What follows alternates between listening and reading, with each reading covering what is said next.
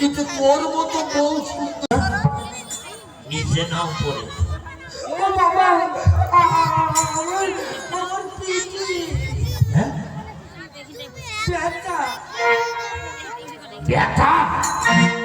তোর কোনে কোনে জায়গায় ব্যথা রে?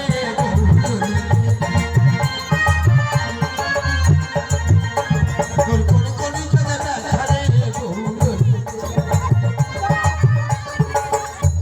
ওকে চুপ করো, এইদিকে আমি কষ্ট করছি। ও বাবা, আমার মধ্যে বেরিয়ে যায়।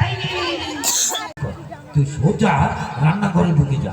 ওমা, আমি রান্নাঘরে পাইতে চলে যা বলি চাইতেই শোন। কি? শোন, ওই রান্নাঘরে সবজির তলায় দেখবি নবদ্বীপ থেকে যে দইয়ের হাঁড়িটা এনেছিলাম, হারিয়ে দিয়ে গেল। আরে গুটা ওখানে ঝরিয়ে দে।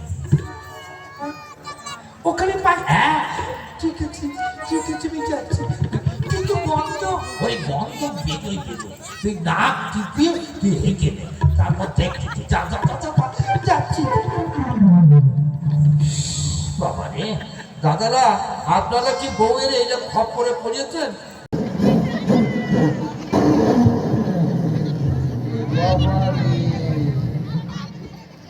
এ কতদিনের মাল ঝেড়ে দিল? শালা কলকাতায় ঝাপায় এত নোংরা থাকে না তো। জীবনটা আমার বাঁচল। ও বাবা, কি শান্তি পেলাম। হ্যাঁ গো, আবার কি হলো?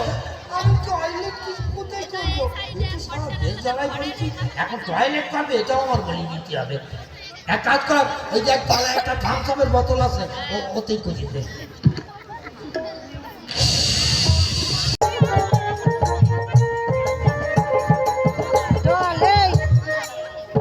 বউ,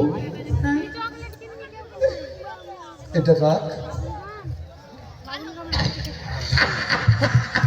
আমাকে বলবি আর কি নিবি বলে। এই বুড়ির হাঁড়িটা এত সুন্দর ভাবে খবরের কাগজ দিয়ে মুখটা আটকেছিস, যে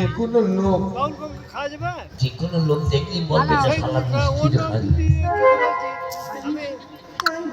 হ্যাঁ, তাই এক কাজ করি, এই রাত্রিবেলা যখন তাই কিনে দাও, পায়খানা হয়ে গেলে, তখন তাই একটা আমি কিনে দিয়ে যাও। কুচুলিচের প্যান নিয়ে ওই খানের মধ্যে এই না, না, না, না, না।